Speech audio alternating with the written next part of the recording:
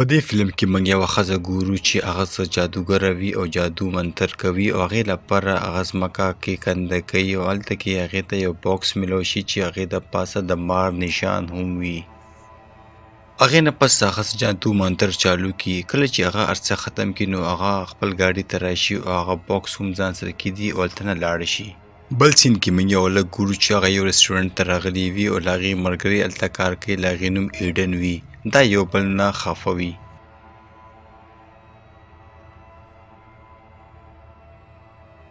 بل سین کې موږ یو بل سړی ګورو چې هغه په ټرک کې راشي هغه رسټورنټ ته او له هغې ری نوم وي او هغه هلته نه خپله روټۍ والي او لاړ شي. کله چې دا جینۍ د رسټورنټ نه چوټي کړي او کور ته روان وي نو دې پسې هغه ملګری هم راشي او دا دواړه په یو پل باندې ولاړ او خبرې کوي او هغلته ټرک والا سړی هم راشي او هغه په ټرک باندې هغه پل باندې اخواته اوړېږي. بیا موږ ګورو چې هغه ښځه هم په ګاډي کې راشي کومه چې موږ په فلم شروعات کې کتلې وه، چا سره چې هغه باکس هم و. د دې د ټرک لیټونه له ښځې په سترګو باندې ورشي او له هغې د ګاډي بیلنس خراب شي او هغه د پل نه غورځېږي. بیا ری ورشي ګاډي کې او هغه روچته کړي او بار یې روکاږي. دغه ښځه ډېره زیاته زخم شوې وي او دغه ښځه بار بار ری ته وایي چې دغه باکس د ګاډي نه بهر روکاږه او کله چې ری هغه باکس دپاره ګاډي کې ورننوځي نو هغه باکس پخپله کولو شي او هغې نه یو غټ مار روځي او ری وخوري او مړې کړي او دغه شانتې هغه ګاډی هم لاندې پرېوځي په اوبو کې او دغه باکس کې نور ماران هم وي واړه واړه چې اوس هغه آزاد شي او بار روځي او ری وخوري او مړې کړي. دغه شانتې دغه ګاډی اوبو کې ډوب شي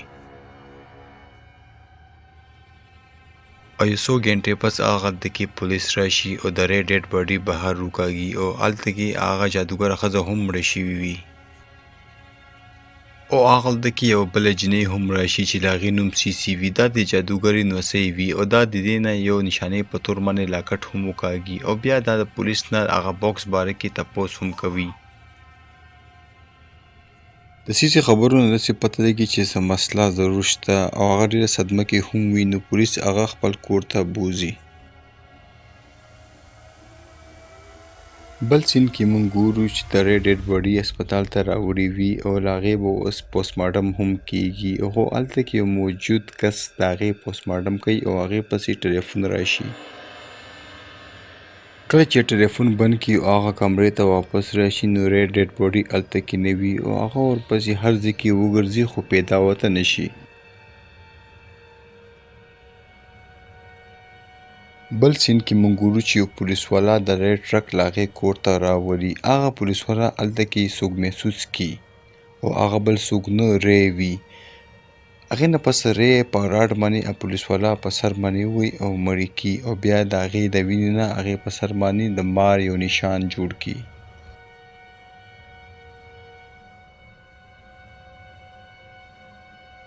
بل سین کې موږ ګورو چې ایډن هغه خپل ملګري سره بیا میلاو شي او دا ورته وایي چې سیسي ډېره زیاته پریشانه ده او له هغې نیا هم مړه شوې ده نو موږ ته پکار دی چې له هغې کور ته لاړ شو او له هغې تپوس وکړو خو د هغې ملګری وایي چې ما سره ټایم نشته. بیا موږ ګورو چې ایډن ځان سره یو دوه درې ملګري نور بوځي او هغه کور ته لاړ شي او سیسي نه تپوس کوي چې ته ولې په هغه شپه دومره یېرېدلې وې. سیسي ورته بیا ټوله کیسه کوي او ورته وایي چې زما نیا یو جادوګره وه او هغې به شیطاني روګانې به قبض کړي او قید به کړي او هغې 14 روګانې قبض کړې وي او مارانو په شکل یې هغه باکس کې بندي کړې وي او هغې هغه باکس یو ځای کې ښخ کړی و خو هلته کې کودۍ وشوه او هغه باکس راووتو. بیا هغه لاړه هغې هغه باکس راغوښتو او بل ځای کې ښخولو خو هغې دوران هغې اکسیډنټ وشو او هغه مړه شوه او دا هم ورته ووایي چې بعد کې پولیسوالا ته هغه باکس کې هېڅ هم میلاو نه شو او که چیرې دې 14 مارانو څوک هم وخوړو نو هغه ټول شیطاني روګانې به هغه کس کې لاړ شي او هغه به یو خطرناک شي او دغه شانتې 14 شیطاني روګانې به هغه سړي کې ننوځي او هغه سړی به له خلکو قتل او غارت چالو کړي. بیا ورته ایډن وایي چې د تېرو څو ورځو نه 2-3 کسان مړه شوي دي نو سیسي ورته وایي چې دا بلکل هماغه ری دی او هغه اوس خطرناک شوی دی خو ایډن په دې خبرو باندې بلکل هم یقین نه کوي او دا وایي چې دا هسې فضول خبرې دي. بیا ایډن هغه دوه ملګرو ته وایي چې تاسو لاړ شئ او د دې علاج وکړئ ولې چې دا د نیا په صدمه کې اوس لیونۍ شوه او تبو دې وایي. کله چې دوی دواړه د کور نه بهر روزي او خپل ګاډي الټه وګوري او هغلته کې د ری ټرک هم وګوري، بیا دوی ګوري چې ری دوی ته مخامخ ولاړی او بالکل بدل شوي وي، خو دوی دواړه تی منډه کي او ری هم ورپسې شي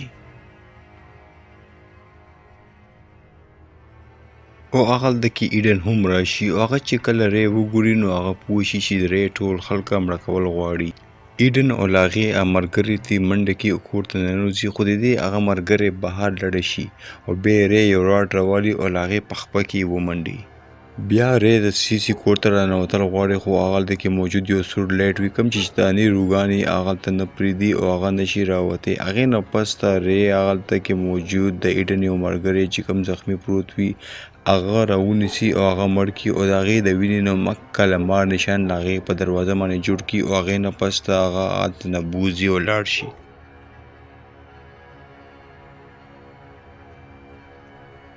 بل خواته موږ ګورو چې د ایډن هغه ملګری هم هلته راشي او هغه چې کله د ایډن ګاډی الټه وګوري نو هغه هم د سیسي کور ته رامنډه کړي او راننوځي. دغه ټول اوس د ری باره کې خبر شوي وي. هغلته کې شیشې سره یو هلک ولاړ وي او ری د بار نه یو چین په مدد باندې هغه هلک بهر روکاږي او ځان سره یې بوځي، خو د هغې ملګری ورپسې بار رامنډه کړي او له هغې بچ کولو کوشش کوي، خو هغه ری ورپسې راتاو شي او هغه هم مړ کوي. خو هلته کې ایډن سره ټوپک وي او هغه په ډز ولي او مړ یې کړي او دوی دا وګڼي که دا مړ شو، خو هغه ورپسې بیا هم راپاڅي او په دې هلک باندې غوځار وکړي او زخمي کړي، خو دا ټول یې ترې راوتښتي او د سیسي کور ته راننوځي، خو دا هلک ډېر زیات زخمي وي او مړ شي. اوس دا ټول ګیر شوي وي او بهر نشي وتی او بهر ورته ری هم ولاړ وي. بیا ایډن سیسي ته وایي چې اوس به دا ری څنګه مړ کوو او د دې د جسم نه به د شیطاني روګانې څنګه وکاږو. خو سیسي ورته وایي چې ما ته خو جادو منتر بالکل هم نه راځي، خو که لږ ډېر راځي نو هغې دپاره ما ته یو مړ انسان پکار دی او یو ورته ژوندی انسان پکار دی او هلته کې موجود ډیډ باډي باندې دې جادو منتر چالو کړي او دې ټول یو ځای کښېني، خو ری د بهر نه ټرک راولي او هغه کور کې واچوي او کور ورته مات کړي. هغې سره له هغې دوه ملګري لاندې پرېوځي او سیسي هم زخمی شي او هلته کې ګیرې شي، خو بیا داسې موږ ګورو چې ری هم دې کور ته راننوځي او دغه شانتې سیسي هغه مړي په خپه کې چاقو وهي او هلته کې ری خوږېږي، یعنې جادو منتر د دې کار چالو کو، خو هغه ری بالکل هم ایسار نه کړي او ری له هغې طرف ته را روان وي او ری سره یو غټه چاړه وي او سیسي په مرۍ ووهي او زخمي کړي او هغه بیا مړی کړي. او هغه کم دوه ملګري چې بهر پرېوتي وي هغه جیپ راوړي او ایډن ته آواز وکړي او ایډن په هغې کې کښېني او دوی هلته نه وتښتېږي، خو ری هم ورپسې شوي وي او په ټرک کې ناست وي. ری یو ځل بیا د چین په مدد باندې هغې نه ملګري رونیسي، خو ایډن هغه بچ کولو کوشش کوي، خو هلته کې موجوده یو ونه وي چې هغې د وجې نه یې ملګري مړه شي. اوس هغلته کې ایډن او له هغې ملګری پاتې شي او نور څوک هم بچ نه شي او دوی دلته نه تښتي او کله چې مخکې لاړ شي دوی وګوري هغه لاره مخکې ته بنده وي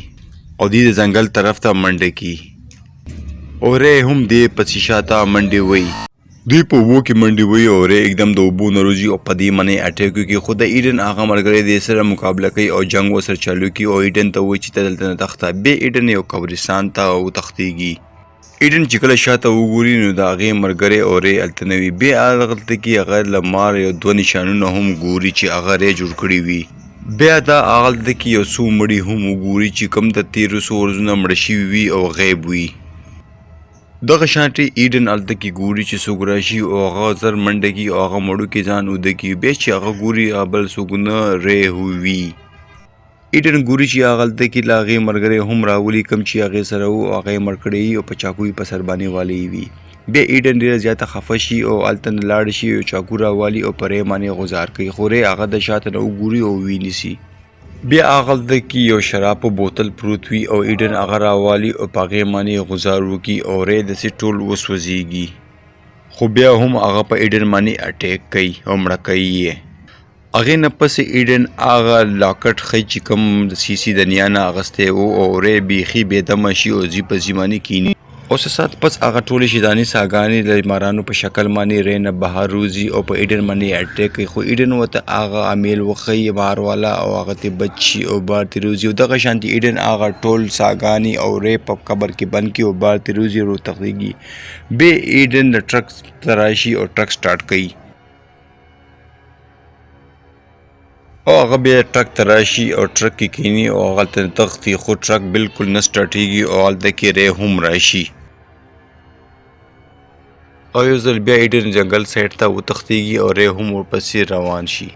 خو ری ته ایډن بالکل هلته نه ښکارېږي او هغه ترې غیبه شي خو ری هلته کې ولاړ وي او هلته نه ایډن په ټرک کې راشي او هغه په ټرک باندې ووهي او 2 ټوکړې کړي ایډن چې کله ټرک نه بهر وځي نو هغه ګوري چې د ری 2 ټوکړې وي او هغه 2 پیسونو کې پروت وي او ایډن هغلته نه ښه سلامته لاړ شي او دې سره دا فلم دلته کې ختم شي